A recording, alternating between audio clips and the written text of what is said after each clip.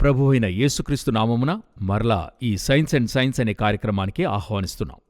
ఈ యొక్క కార్యక్రమం ద్వారా ఒకటి మేము స్పష్టంగా చెప్పాలనుకుంటున్నాం. ఇది బైబిల్ని కాపాడటానికో మరే ఉద్దేశానికి కాదు. అజ్ఞానంలో ఉన్నటువంటి ఈ విజ్ఞాన జ్ఞానశూన్యత ఆ విజ్ఞానం మూలముగా దానిని పూర్తిగా ఎదిరించడం లేదు.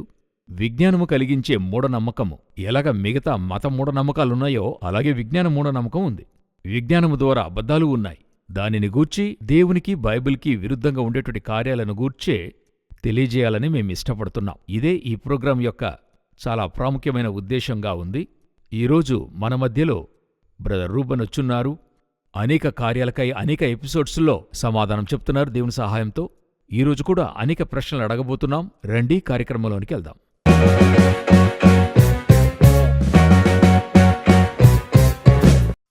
Praise the lord brother. Praise the lord. Thanks for coming. Thanks for your invitation. మరలా ఈ కార్యక్రమం ద్వారా మీతో చాలా ముఖ్యమైన ప్రశ్న ఒకటి అడగాలనుకుంటున్నా. 2012-14లో మేము పరిచర్య చేస్తున్నప్పుడు మిగతా దేశాల నుండి ఒక అతి ముఖ్యమైన ఉపదేశం సంఘాల్లోకి రావడం అయ్యింది. దానికి పేరు న్యూ ఏజ్ మూవ్మెంట్ అని చెప్తారు. అప్పుడు దీని గురించి సంఘాలకు అవగాహన తేవాలని మాట్లాడుకునేవాళ్ళం. ఇప్పుడు ఈ న్యూ ఏజ్ మూవ్మెంట్ విజ్ఞాన రీతిగా ఎటువంటి పరిస్థితి అంటే అప్పుడు మతరీతిగా లోనికొచ్చింది. అప్పుడు సంఘాలకు బోధకుల ద్వారా తెలియజేశాం. ఇప్పుడు అది వచ్చి ఈ సైంటిఫిక్ ఏథిజం అని మనం చెప్తున్నాం కదా, ఆ విధంగా విజ్ఞాన రీతిగా ఇప్పుడు అన్ని వైపులుగా లోనికి ప్రవేశించడం మేము చూడగలుగుతున్నాం. దాని సంబంధిత ప్రశ్నలు అడగడానికే ఈ కార్యక్రమం అయింది. మొట్టమొదటిగా ఈ యొక్క న్యూ ఏజ్ మూవ్మెంట్ అని మేము చెప్తాం.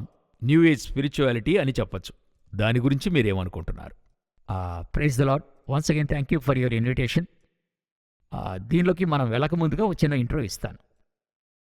దీని ఆధారం ఏంటనేది చూద్దాం. పలు సంవత్సరాలకు ముందు ధీరుభాయ్ అంబానీ అనేటువంటి మన ఇండియా దేశంలో ఒక పెద్ద బిజినెస్ మ్యాన్ ఆయన దగ్గర అడుగుతూ మీ సక్సెస్కైన కారణం ఏంటి, దాని యొక్క రహస్యం ఏంటి అని అడిగినప్పుడు సింపుల్గా చెప్తున్నాడు, అంతా మా తల్లి ఆశీర్వాదమే. ఇది ఆయన బయోగ్రఫీ బుక్లో రికార్డ్ అయింది. అందులో ఉంది.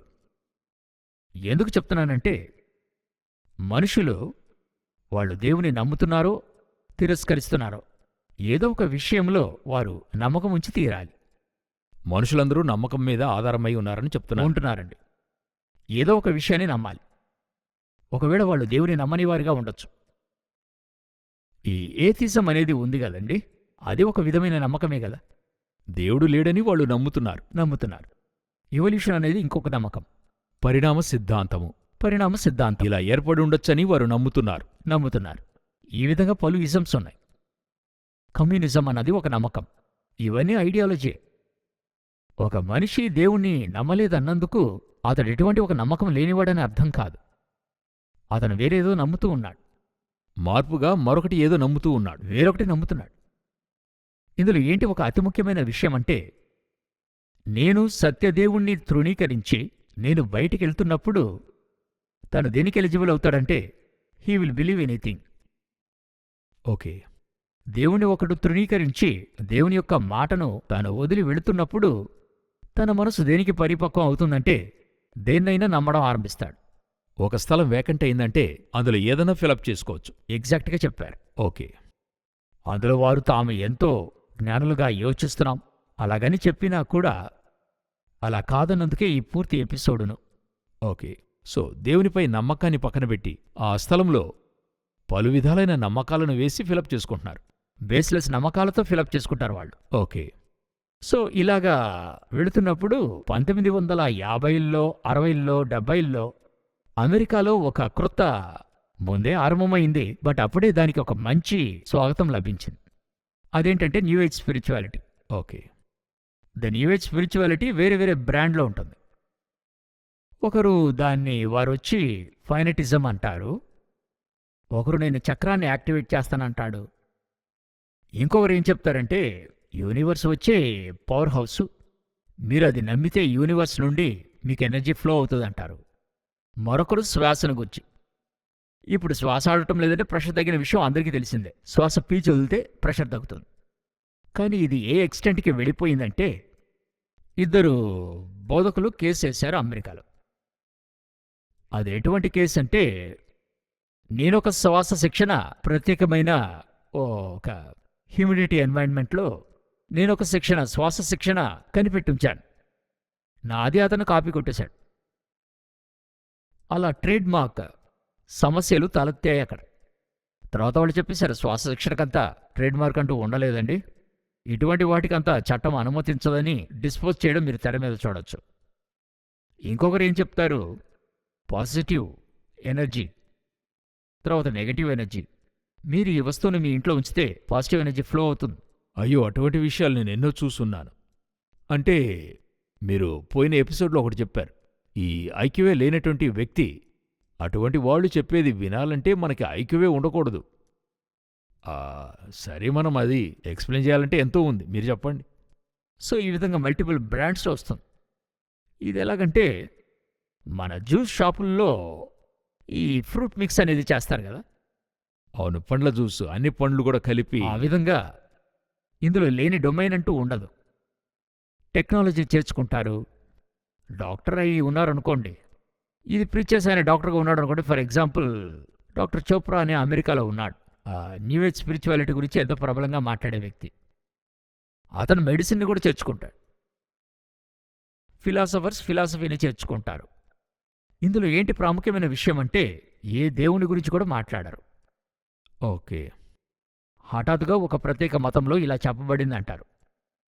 అదేలాగా ఆ చర్చలో పాల్గొన్న ఇతరులు అంటారు, మరో మతంలో ఇలా చెప్పబడింది అంటారు. ఇవంతను మిక్స్ చేసి చాలా చక్కగా ప్రజెంట్ చేస్తారు. క్యాచిగా ఉంటుంది, ఆకట్టుకునేదిగా ఉంటుంది. ఈరోజు పెద్ద పెద్ద కంపెనీల్లో ప్రభుత్వ పెద్ద పెద్ద పోస్టుల్లో పనిచేసే ఉద్యోగులకు ఈ కార్యాలను వాళ్ళు క్లాసెస్గా తీసుకుంటున్నారు. ఒక దేవుడు లేని స్పిరిచువాలిటీ అది. దేవుడు లేని స్పిరిచువాలిటీ. కానీ దేవునికి ఆల్టర్నేటివ్గా ఉంచుకొని ఉంటారు. విశ్వాసం, దేవుడు మాత్రం ఉండడు అక్కడ. అంటే అక్కడ చట్టమో పాపమో వీటితో సమస్య ఉండదు, అవి మనమే డిసైడ్ చేసుకోవచ్చు. అయితే మేము స్పిరిచువల్ పీపుల్. కన్వీనియంట్గా ఉంది కదా. అంటే యేసుక్రీస్తుని మనం ఇంతవరకు దేవుడని చెప్పుకుంటున్నాం కదా, యేసుక్రీస్తునకు ఆయనకైనటువంటి కార్యాలు వెదకడానికి ఒక ఆల్టర్నేట్గా దేవుడని ఎవరిని చెప్పడంలా, దానికి బదులు వారు సమానంగా దేవుడని ఉంచుకున్నారు. ఎలాగంటారంటే, కొందరు దేవుడని, మరికొందరు ఎనర్జీ అని, వైబ్రేషన్. మీరు చూడండి, ఈ తాయెత్తును మీరు కంటితో చూస్తే ఇది మూవ్ అవుతుందంటారు. చూడండి, మేము సైంటిఫిక్గా మెషర్ చేస్తున్నాం. హీలియం ఎనర్జీ కాస్మోస్ నుండి వస్తుందంటారు. Cosmic energy, cosmic wave. ఇలాగని ఎంతో బ్రిలియంట్గా మాట్లాడతారు. 5 నిమిషాలు మాట్లాడితే వినేవారు ఏది నమ్ముంటారో ఒక విధంగా కన్ఫ్యూజ్ స్టేట్కి వెళ్ళిపోతారు. వారు ఒక ఫిలాసఫీ చెప్పుకుంటూ వస్తారు, మధ్యలో కొన్ని ఆథర్స్ యొక్క కోట్ అంత చెప్తారు. వినడానికి ఎంతో ఆశ్చర్యంగా ఉంటుంది. చాలా ఆశ్చర్యంగా ఉంటుంది.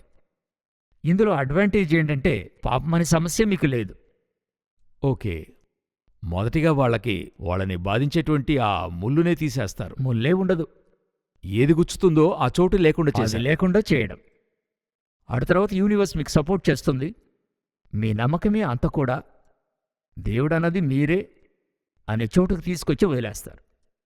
కొందరు చెప్తారు, ఈ ఎక్సర్సైజ్ చేస్తే మీరు ప్రపంచ శక్తితో మీరు కనెక్ట్ అయిపోతారు. చూడండి, దానికి ఈ ఎనర్జీ మీలో ఫ్లో అవుతున్నప్పుడు మేము మెషర్మెంట్ తీసి చూపిస్తాం, వస్తుందా నెంబర్ అనే స్థాయికి మాట్లాడతారు. ఇదే ఈరోజు చదువుకున్న పెద్ద పెద్ద మేధావులు, ఉన్నతంగా ఎంతో బ్రహ్మాండమైన ఎత్తుల్లో పదవుల్లో ఉండేవారే దీనివైపుగానే ఈరోజు వారు మూవ్ అవుతూ వెళ్తున్నారు. ఇప్పుడు దీనికి మీరు మరో పాయింట్కి వెళ్ళకముందు, దీనికి వాళ్ళ యొక్క చదువు, వాళ్ళ యొక్క ప్రెజెంటేషన్, వాళ్ళ యొక్క స్టేటస్ వాళ్ళకు సహాయపడుతుంది వాళ్ళు ప్రెజెంట్ చేస్తున్నప్పుడు. అవును కాదా? అవును, ఆయన చదువుకున్నదలా ఇందులో చేరుస్తాడు. మన ఊర్లో ఒక నమ్మకం ఉన్నట్టు చదువుకున్నవాళ్ళు వాళ్ళు చెప్తే కరెక్ట్గానే ఉంటుందండి అన్నట్టుగా హాకింగ్ చెప్తే అది సరే. అవును, వీళ్ళంతా చక్కగా మాట్లాడతారు. వీళ్ళు మాట్లాడింది విన్నాను. ఒక నిమిషంలో తల తిరుగుడే, అంత బాగా మాట్లాడతారు. ఓకే, అది కోరసా, రైమింగా, పాట పాడినట్టు మెస్మరైజ్ చేస్తారని చెప్తారు కదా, అదే వీళ్ళు చేస్తారు. సో ఇప్పుడు బైబిల్ నుండి ఒక రెఫరెన్స్ చెప్పుకుంటాం. మన ఇంతకుముందు ఎపిసోడ్స్లో మాట్లాడినట్టుగా బైబిల్ హింట్ కాని ఒక విషయం అంటూ లోకంలో ఎప్పుడూ జరగదు. ఖచ్చితంగా బైబిలే అన్నిటికీ బేస్గా ఉంటుంది. అన్నీ బేస్డ్ అయ్యి అట్లీస్ట్ ఒక విషయం హింట్ అయ్యి ఉంటుంది. దీని గురించి బైబిల్లో రాసుందా అని చెప్పి చదువుకుంటున్నప్పుడు ఒక వాక్యాన్ని చూశాను. అదెక్కడుందంటే తిమోతి 2వ పత్రిక 3వ అధ్యాయము 1 నుండి 5 వచనాల వరకు. అంత్యదినములలో మనుష్యులు స్వార్థప్రియులు, ధనాపేక్షులు, అవును. బింకములాడువారు, అహంకారులు ఇలాగ ఉంటుంది. వరుసగా ఉంటుంది, ఒక పెద్ద లిస్టే ఉంటుంది. ఇందులో 5వ వచనాన్ని చూడండి. పైకి భక్తిగల వారి వలె ఉండియు దాని శక్తిని ఆశ్రయించని వారునై ఉందురు. ఇంగ్లీష్లో ఇలాగుంటుంది, having a form of godliness but denying its power. వీరు స్పిరిచువాలిటీ లాగా చూపిస్తారు. Having the form of godliness for అవును. Spirituality okay. అంటే పవర్ మాత్రం పక్కన పెట్టేస్తారు. అది ఎలాగంటే మంచి చెడుల సమస్యను పక్కన పెడతారు. చట్టాలు, విధి విధానాలు, శాసనాలు, నియమాలు ఇటువంటి ఏమీ ఉండవు. దేవుడు చెప్పిన శాసనములు, ఆయన చెప్పిన విధులు, నియమాలు, అందువల్ల వచ్చేటువంటి ఫాలో చేయకపోతే వచ్చే ఆ యొక్క న్యాయ తీర్పు, ఫాలో చేస్తే వచ్చే ఆశీర్వాదం ఇవన్నీ తీసేస్తాయి. ఇవేవి ఉండవు. ఉండవు. స్పిరిచువాలిటీ మాత్రం ఉంటుంది. అదొక ఫార్మ్ ఆఫ్ స్పిరిచువాలిటీ. దీన్నే పెద్ద పెద్ద వ్యక్తులను ఒక రేషనాలిటీయే లేకుండా ఈరోజు నమ్ముతున్నారు. బ్రదర్, ఇప్పుడు ఇది నా యొక్క సందేహంగానే అడుగుతున్నా. ఇది న్యూ ఏజ్ స్పిరిచువాలిటీ అని చెప్తున్నాం, బయట నుండి వచ్చింది. ఇది క్రైస్తవ్యంలో వేరొక ఫామ్లలో ఉంది అనేది నేను ఒకలాగా గ్రహిస్తున్నాను. మీరేమనుకుంటున్నారు? ఇప్పుడు క్రైస్తవ్యంలోనూ ఒక విధమైన ఉపదేశం, గాడ్ అనే స్థలాన్ని మాత్రం ఉంచుకొని ఆ గాడ్ చెప్పిన విధులు, నియమాలు, న్యాయతీర్పులు ఇవన్నీ కూడా తీసేసి దానివల్ల లభించేటువంటి ఫలితాలు, ఆశీర్వాదాలు, దానివల్ల కలిగే ఘనత ఇది మాత్రం ఫోకస్ చేసి, ఇంకా చెప్పాలంటే కొందరు యేసుక్రీస్తును గనపరిచే విధంగా కూడా యూజ్ చేయడం లేదు. ఇది కూడా ఒక రీతిలో అటువంటిదిగానే చూడగలుగుతున్నాం కదా. దీని ఇంపాక్ట్గా కూడా ఉండొచ్చండి. ఒకవేళ దీని ప్రభావం కావచ్చు. వీళ్ళు చేసే ప్రెజెంటేషన్ అంతా చూసి, పాజిటివ్గా మాట్లాడేది చూసి, మోటివేషన్గా తీసుకొని మనము పాజిటివ్గా, మోటివేషనల్గా మాట్లాడాలనే ఒక గ్రూప్ ఉంది. ఉండొచ్చు, దీని ఇంపాక్ట్ కూడా అయ్యుండొచ్చు. ఓకే. అయితే ఇక్కడొచ్చి మనం చెప్పి తీరాలి కదా. పాపం అంటే ఏంటని చెప్పాలి కదా, నరకం అంటే ఏంటని చెప్పాలి కదా. డెఫినెట్గా చెప్పాలి. అదే కదా ఎసెన్స్. పాపమును గుచ్చి, నీతిని గుచ్చి, న్యాయ తీర్పును గుచ్చి చెప్పాలి కదా. డెఫినెట్గా ఈ చెప్పాలి. మూడిటిని కప్పి ఒక ప్రెజెంటేషన్ ఏదంటే న్యూ ఏజ్ ప్రెజెంటేషన్గానే ఉంది. ఇన్ ద సెన్స్ అలాగే అనిపిస్తుంది. ఓకే, సరే మీరే చెప్పండి. ఇప్పుడు దీనికి 2 ఎగ్జాంపుల్స్ చూద్దాం. పాలో కోలియో అనేటువంటి ఒక ప్రపంచ ప్రఖ్యాతి చెందిన ఒక ఆథర్. అతడు ఒక బుక్ రాశాడు, ఆల్కెమిస్ట్ అని చెప్పి. ఆల్మోస్ట్ 32 కోట్ల పుస్తకాలు 170 కంట్రీస్లో ఈయన రాసిన బుక్స్ అన్నీ సోల్డ్ అయ్యాయి. ఈయన రాసిన కోట్ ఏంటంటే, when you want something all the universe conspires in helping you to achieve it. ఇది అతని థియరీ. మీరు సాధించాలని అనుకుంటే ఈ ప్రపంచమే మీకు సహాయపడుతుంది. ఆ ప్రపంచం యొక్క బయలుబాటే మీ యొక్క సక్సెస్గా మీకు వస్తుంది. సో దీన్నే చూసినట్లయితే న్యూ ఏజ్ స్పిరిచువాలిటీ యొక్క డైమెన్షన్ ఇదే. ఈరోజు పలుచోట్ల గొప్ప గొప్ప స్థలాల్లో మాట్లాడే విషయంగా ఉంది. సో ఇప్పుడు ఈ న్యూ ఏజ్లో చాలా ప్రాముఖ్యంగా అన్నిటినీ పెడుతున్నారు. అప్పుడు ఆ గాడ్ అనే స్థలంలో తీసేసి ఆ స్థలంలో ఏది పెడుతున్నారు? ముఖ్యంగా సెల్ఫ్, స్వయం. ఓకే. ఇందులో 2 కాంట్రాస్ట్ ఏంటంటే, నిజ నమ్మకానికి అబద్ధ నమ్మకానికి డిఫరెన్స్ ఏంటంటే, బిబ్లికల్ వరల్డ్ వ్యూలో చూస్తే God will be in the center. Okay. ఆయన డిక్టేట్ చేస్తాడు, మనం అది చేయాలి. ఆయన చుట్టూతో అన్నీ జరుగుతాయి. ఆయన సరి అని ఒకటి చెప్తాడు, తప్పు అనేది ఒకటి చెప్తాడు. దాని చుట్టూ మనం నిలిచి ఉంటాం. ఈ న్యూ ఏజ్ స్పిరిచువాలిటీ వేరే వేరే బ్రాండ్లో ఉంటుంది. కానీ వీటన్నిటికీ ఒకటి కామన్గా ఉంటుంది. ఏంటంటే ఆ పర్సన్ సెంటర్లో ఉంటాడు, మిగతా లోకమే తన చుట్టూ ఉంటుంది. వాళ్ళు చెప్పేదంతా వాళ్ళని బేస్ చేసుకుని వాళ్ళ చుట్టూతో ఉండేది చెప్తారు. వాళ్లే మధ్యలో ఉంటారు. వాళ్ళు ఇష్టపడింది చేయడానికి యూనివర్సే వీళ్ళకి సపోర్ట్ చేస్తుంది. అదే వాళ్ళ యొక్క ఇది థియరీ. మనం ఒకరిని సెంటర్గా పెట్టుకుని ఆయన చెప్పినట్టు చూడుతున్నాం. అదే నిజము కూడా. అవునండి. వీళ్ళొచ్చి ఆ గాడ్ అనే చోట గాడ్ని తీసి వీళ్ళని తెచ్చిపెట్టుకున్నారు, స్వీయాన్ని ఉంచుకున్నారు. బైబిల్లో ఈ సంఘటన మనం చదువుతున్నాం కదండి. ఇదే ఫస్ట్ సిన్. మొట్టమొదట్లో ఆదాము హవ్వలతో మాట్లాడిన విషయం. మీరే దేవుళ్ళను పోలి ఉంటారు, ఆయన కోసం మనం కాదు, మీ కొరకు మిగతావి జరుగుతాయి. ఆ గాడ్ స్థలానికి వీళ్ళని తేడానికి తేడానికి ప్రయత్నం చేస్తున్నారు. అదే ఈ న్యూ ఏజ్ స్పిరిచువాలిటీ యొక్క ఆధారం. ఓకే. ఇప్పుడు ఈ న్యూ ఏజ్ మూమెంట్ స్పిరిచువాలిటీ అని చెప్తున్నాం. సరే, ఇప్పుడు ఇటువంటి వారి చుట్టూతా జరుగుతున్నప్పుడు దానివల్ల జరిగేటువంటి పరిణామాలు, అదొక ఎగ్జాంపుల్ మాత్రం చెప్తాను. ఒక పెద్ద ఇండియాలో ఉండే ఒక పెద్ద కంపెనీ యొక్క అధ్యక్షుని పక్కన ఒక లేడీ ఉన్నారు. ఈమెకి ఎవరో ఒకరు మెయిల్ పంపించారు. నేనొచ్చి ఈ కొండలో ఉండే మునిని, నేను ఋషి. ఓకే. నేను చెప్పినట్టు విని నువ్వు చేస్తే మీ యొక్క జీవితం అమోఘంగా ఉంటుందని పంపించాడు. ఈమె అది నమ్మింది. నమ్మి ఈ ప్రత్యేక వ్యక్తిని వెయ్యాలి అని మెయిల్ వస్తోంది. అయితే ఈ మునికి ఎటువంటి ఒక రూపం అనేది లేదు. మెయిల్ మాత్రం పంపుతాడు. ఓకే. అది నమ్మి ఈమె ఒక స్కామ్లో ఇరుక్కుంది. పేపర్లో అంతా న్యూస్ వచ్చింది. సో ఇప్పుడు అతను చెప్పిన వ్యక్తిని అక్కడికి నియమించాడు. అది ఒక పెద్ద ప్రాబ్లంగా మారింది. ప్రాబ్లంగా మారింది. చివరికి చూస్తే ఆ వ్యక్తి ఆ మెయిల్ పంపించాడు. కేర్ ఆఫ్ ముని. ముని పేరులో ఇతనే పంపించాడు. ఇంత పెద్ద కంపెనీ యొక్క సీఈఓ నమ్మిందంటే ఎలాగా? అదే న్యూ ఏజ్ స్పిరిచువాలిటీ యొక్క ఎఫెక్ట్. ఓకే. ఇప్పుడు నేను ఎందుకు చెప్తున్నానంటే, మనం ఫస్ట్ చెప్పుకున్నాం కదా, గాడ్ని ఒక మనిషి తీశాడంటే వాడు దేన్నైనా లోకములో నమ్ముతాడు. ఆ చోట ఏది తెచ్చిపెట్టినా ఏదైనా నమ్ముతాడు. ఇటువంటి వారిని సాధారణంగా ఏమని చెప్పగలం? అతను పాపమండి, చదువురానివాడు, నమ్మేశాడు అంటారు. వీళ్ళందరూ ఎంతో చదువుకున్నవాళ్లు కదా. ఎంతో టాలెంటెడ్, చాలా హైలీ క్వాలిఫైడ్ నేను చెప్పిన లేడీ. ఓకే. అయినా అది బయట చెప్పుకునేటువంటి విషయాలుగా కనపడుతున్నాయి గాని, అయితే రియాలిటీ చూస్తే దేవుడిని, ఆయన యొక్క శాసనములను, ఆయన యొక్క కట్టడలను ఒకడు వదిలి తిరిగితే లోకంలో ఉండే ఏ నమ్మకాన్నైనా వాడు హత్తుకోవడానికి విల్లింగ్గా ఉంటాడు. ఏదో ఒక నమ్మకం లేకుండా మనుష్య జాతి జీవించలేదు. వాడు ఏదో ఒకటి పట్టుకుని పరిగెత్తగలడు, జీవించగలడు. వీళ్ళెన్నో చెప్తున్నారు కదా, ప్రూఫ్ చేయండి అని. 10 రోజుల తర్వాత ఒక మనిషి ప్రాణంతో ఉంటాడని ప్రూవ్ చేయగలడా? ఏదైనా ప్రూఫ్ ఉందా? ఈ రోజుకే చెప్పడం అవదు, ఇక 10 అంటే 10 రోజుల తర్వాత ఎవరన్నా కానివ్వండి, 800 కోట్ల మంది ఉన్నారంటున్నారు ఒకే వ్యక్తి. 10 డేస్ తర్వాత వాడు ఉంటాడు షూర్గా అన్నందుకు ఏదైనా ప్రూవ్ చేయగలరా? నమ్మకంతోనే చెప్పగలం. నమ్మకం మీదే జీవిస్తున్నాడు. మనం చేసే ఒక్కొక్క విషయము నమ్మకం మీదే ఆధారపడి ఉంది. అది ఏ నమ్మకం మీద మనం ఉంచామనేటువంటిదే మన యొక్క లైఫే ఉంది. 10 రోజుల తర్వాత ఒకడు ఉంటాడనేది ఒక నమ్మకం. కన్ఫర్మ్గా చెప్పలేం. అది లేకపోవడానికి ఒక అవకాశం ఉంది. ఓకే. కానీ అతడు ఉంటాడని నమ్మడం వల్లే అతడు డైలీ రొటీన్ చేస్తున్నాడు. New age spirituality. సో ఈరోజు కార్పొరేట్ స్కూల్లో అన్ని స్థలాల్లో వేగంగా వ్యాపిస్తోంది. వ్యాపించింది, ఆల్రెడీ చాలా కాలం వ్యాపించి ఉంది. సో ఇప్పుడు వీళ్ళందరూ ఒక్కొక్క విధమైన నమ్మకంలో ఉన్నారు. అయితే కేంద్రమైన దేవుణ్ణి, ఆయనిచ్చిన నియమాలు, విధులు వదిలి బయటికొచ్చేశారు. దానికి ఆల్టర్నేటివ్గా వేరొక కార్యాన్ని ఉంచి ఉన్నారు. సో అది ఇంకొక గాడ్ని కూడా చెప్పలేం, స్పిరిచువాలిటీ అని చెప్పగలం. అదే వాక్యం చెప్తుంది, form of godliness but denying its power. నేనొక చోటికి వెళ్ళాను. వెళ్ళినప్పుడు అక్కడొచ్చి మీరు చెప్పింది సేమ్, అది జ్ఞాపకం రావడం వల్ల చెప్తున్నా. అక్కడికెళ్ళాను. అప్పుడు వాళ్ళందరూ ఒక ఎలా చెప్పేది, వేల లెక్కలో లైన్లో నుంచున్నారు.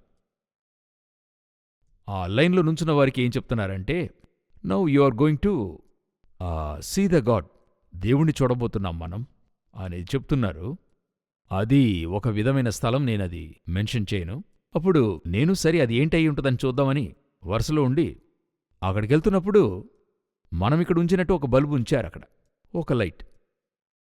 ఆ లైట్కి ముందు కళ్ళు మూసుకుని కూర్చోండి, అదే గాడు.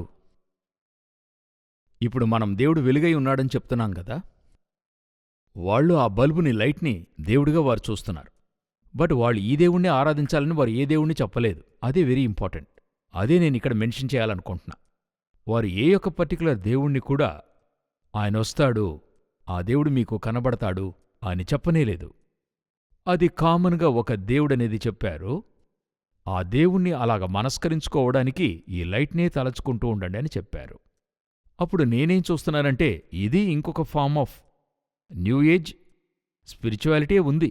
వాళ్ళు ఏ దేవుణ్ణి చెప్పలేదు, ఈ మతస్థులని చెప్పలేదు, ఆ మతస్థులని చెప్పలేదు. సమానంగా అందరు మతస్థులు దేవుణ్ణి చూడొచ్చు, మీరు దర్శించచ్చు. నేనందులో ఒక విషయం నేను చూసినంత మట్టుకు ఏంటంటే, వాళ్ళందరూ కూడా ఒక అన్నోన్ ప్లేస్ని మెడిటేట్ చేయమంటున్నారు. కళ్ళు ముయ్యండి, ఒక బ్లాంక్ని మెడిటేట్ చేయమంటున్నారు. బట్ మనము దేవుణ్ణి నేరుగా చూడమంటున్నాం. కళ్ళు మూస్తే మనం దేవుని దర్శించగలమంటున్నాం. అది తీసి వీళ్ళు అన్నోన్లో ఉంచి ఆ అన్నోన్లో దేన్నన్నా ఉంచుకుంటున్నారు వాళ్ళు. ఏదైనా నమ్ముకోండి అంటున్నారు. ఏదైనా నమ్ముకోండి అంటున్నారు. అది లైట్ కానివ్వండి, అది కొండ కానివ్వండి, అది ఆకాశము ఏదైనా కానివ్వండి. బట్ ఆల్టర్నేట్గా ఒకదాన్ని తీసుకొచ్చి అక్కడ పెట్టారు. దానికి వీళ్ళు దేవుడనేటువంటి కాన్సెప్ట్ని ఇస్తున్నారే గాని ఇదే దేవుడు, ఇలాగే దేవుడు అనేది వాళ్ళు ఎక్స్ప్లెయిన్ చేయలేరు. సో నేనేం చెప్పి ముగించదలుచుకుంటున్నానంటే, there is no alternate for God. So యేసుక్రీస్తు ఒక్కరే మాత్రమే దేవుడై ఉన్నాడు. ఆకాశము క్రింద భూమికి పైగా ఆయన నామం కాకుండా వేరొక నామం లేదు. ఆ నామము కేంద్రముగా ఉంచుకొనే అన్నీ కూడా జరుగుతున్నాయి. ఆ ఆకాశమునందైనను భూమి యందైనను భూమి క్రింద ఉన్న ఎవరు కూడా ఆయన నామానికి ముందుగా మోకరించబడాలి. సో ఇటువంటి విశ్వాసులు లేకపోతే ఆ ప్రజలు ఈ న్యూ ఏజ్ స్పిరిచువాలిటీ పలు విధాలుగా మిమ్మల్ని కూడా వచ్చి చేరవచ్చేమో. నాలెడ్జ్ఫుల్గా వస్తుంది, సైంటిఫిక్గా వస్తుంది, లేకపోతే ఒక న్యూ డాక్ట్రిన్ వలె వస్తుంది. అది మీకు అట్రాక్టివ్గా ఉండవచ్చు, భయంకరమైన ఇంటలెక్చువల్ వర్డ్స్తో రావచ్చు. చాలా కేర్ఫుల్గా ఉండండి. ఇది మిమ్మల్ని రేపు ఏ లెవెల్కి కాపాడటానికి ఈ ప్రోగ్రాం ప్రయోజనకరంగా ఉంటుందనేది మేము ఎదురు చూస్తున్నాం. మీ కమెంట్స్ అన్నీ కూడా మాకు రాయండి. మీ ప్రశ్నలు ఉన్నట్టయితే అది మెయిల్ ఐడికి, సహోదరుల వాట్సాప్ నెంబర్కి పంపించండి. సహోదరుని ప్రోగ్రాం ఆయన యొక్క యూట్యూబ్ ఛానల్ కూడా ఉంది, అది మీరు దర్శించండి. దేవుని చిత్తమైతే కొనసాగింపుగా ఇలా ప్రశ్న జవాబుల కార్యక్రమంతో మిమ్మల్ని సంధిస్తాం. మా పరిచర్లు సహోదరుని కొరకు ప్రార్థించండి. God bless you. Thank you brother. Thank you. Praise the lord.